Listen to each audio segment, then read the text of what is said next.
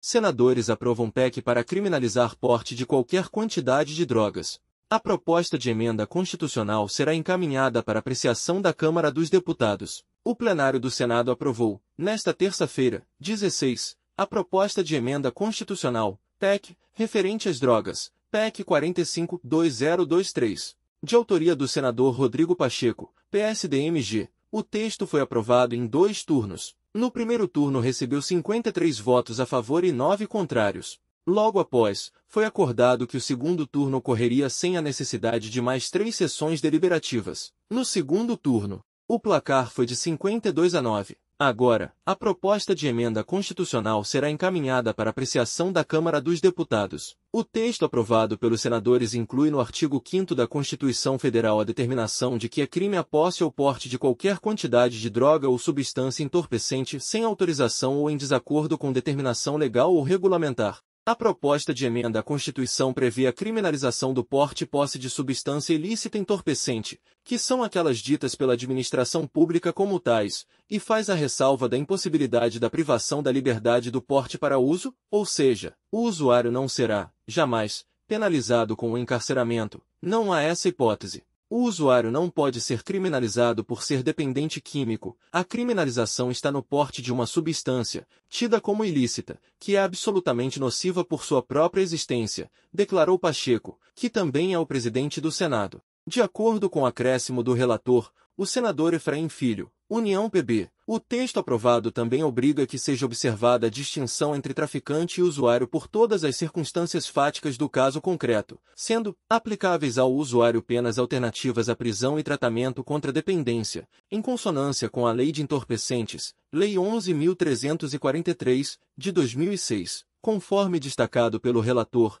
as drogas impactam a saúde pública, ao promoverem o aumento do consumo e da dependência química, e a segurança pública, ao fortalecerem o tráfico e financiarem organizações criminosas. É o Senado e o Parlamento reforçando suas prerrogativas em um tema que impacta a vida da família, da sociedade e da nação brasileira. A sociedade brasileira não quer a descriminalização, disse Efraim, em entrevista coletiva logo após a aprovação da PEC, em que comemorou a aprovação com maioria ampla e sólida. Lei de Entorpecentes no Brasil. O projeto que deu origem à Lei de Entorpecentes é de 2002, quando foi proposto pelo Senado. Após passar por todas as etapas legislativas, foi finalmente aprovado em 2006 e sancionado em agosto do mesmo ano, durante o primeiro mandato presidencial de Luiz Inácio Lula da Silva. Em seu artigo 28, cuja constitucionalidade está em julgamento no Supremo Tribunal Federal, STF, a lei determina que adquirir, guardar, ter em depósito, transportar, carregar, semear, cultivar ou colher drogas para consumo pessoal sujeita a pessoa a penas de advertência sobre os efeitos das drogas, prestação de serviços à comunidade, e medida educativa de comparecimento a programa ou curso educativo. O mesmo artigo estipula que, para decidir se a droga é destinada ao consumo pessoal, o juiz atenderá à natureza e à quantidade da substância apreendida, ao local e às condições em que se desenvolveu a ação, às circunstâncias sociais e pessoais, bem como à conduta e aos antecedentes do agente. Além disso, a lei diz que o juiz tem que determinar ao poder público que coloque à disposição do infrator, gratuitamente, estabelecimento de saúde, preferencialmente ambulatorial, para tratamento especializado. Sessões de discussão. A matéria passou por 5 sessões de discussão, conforme previsto pela Constituição. A primeira sessão ocorreu em 19 de março, seguida pela segunda no dia seguinte. A terceira sessão foi em 26 de março, e a quarta aconteceu em 9 de abril. Finalmente, a quinta sessão antecedeu a votação desta terça-feira, 16 de abril. Entre os senadores que discursaram favoráveis à aprovação da PEC sobre drogas estavam Magno Malta, PLS, Alessandro Vieira, MDB-se, e Damares Alves, republicanos DF. Eles defenderam que é o Congresso Nacional que deve traçar políticas públicas sobre drogas, não o STF. Outro argumento apresentado foi o de que a descriminalização da maconha em outros países resultou no aumento do tráfico e do consumo da droga, especialmente entre menores de 18 anos, além de intensificar problemas de saúde mental. Defensores da proposta destacaram que pesquisas indicam uma forte oposição da maioria da população brasileira à descriminalização das drogas, devido aos impactos negativos na saúde pública e na segurança. A realidade é que esse tipo de interferência indevida, equivocada, um ativismo judiciário absolutamente inócuo vai ter a consequência de um prejuízo grave para a sociedade. Não há nenhuma demonstração prática de que essa decisão do Supremo, sem uma resposta do Congresso, vai gerar qualquer tipo de benefício. Não vai melhorar para a saúde pública, porque todos os indicadores dos países que foram nesse sentido são de aumento da dependência, aumento do consumo, não vai melhorar a parte econômica. Porque as outras etapas do processo não estão legalizadas, disse Alessandro Vieira. Maioria dos senadores que discursaram pela rejeição da PEC 452023 são de partidos de esquerda. Eles defenderam que o STF não legisla, mas tem que se posicionar quando provocado e tem que interpretar as leis de acordo com a Constituição. Toda proposta de emenda à Constituição passa por 2 turnos de discussão e votação em cada casa do Congresso.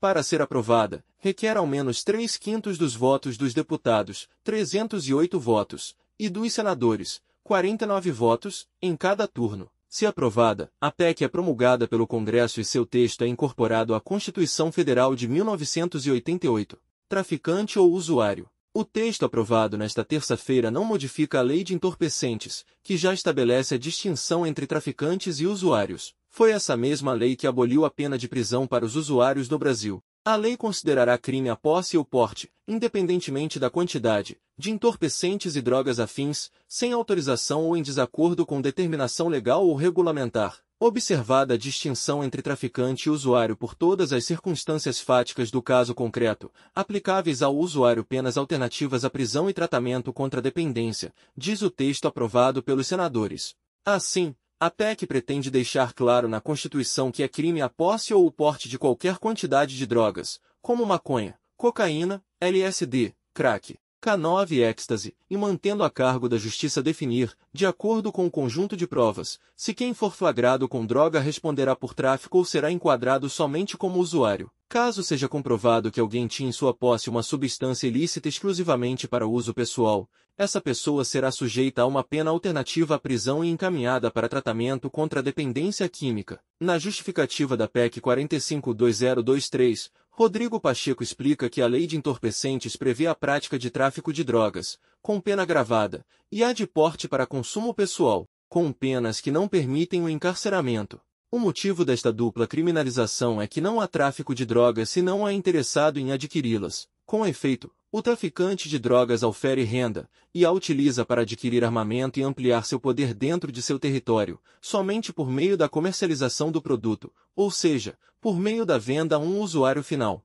Entendemos que a modificação proposta está em compasso com o tratamento multidisciplinar e interinstitucional necessário para que enfrentemos o abuso de entorpecentes e drogas afins, tema atualmente tão importante para a sociedade brasileira. Além disso, a legislação infraconstitucional está em constante revisão e reforma, tendo em conta as circunstâncias sociais e políticas vigentes, argumenta Pacheco. Julgamento no STF. A PEC 452023 foi apresentada pelo senador Rodrigo Pacheco após o reinício, em agosto de 2023, do julgamento pelo STF de uma ação sobre o porte de drogas para uso pessoal, que começou em 2015. Naquele ano, os ministros Gilmar Mendes, Edson Fachin e Luiz Roberto Barroso votaram pela não criminalização do porte de maconha. Com pedido de vista do então ministro Teori Zavascki, o julgamento foi suspenso e assim ficou por cerca de 7 anos. Em agosto de 2023, o ministro Alexandre de Moraes também votou pela não criminalização do porte de maconha. A ministra Rosa Weber, então presidente da Corte,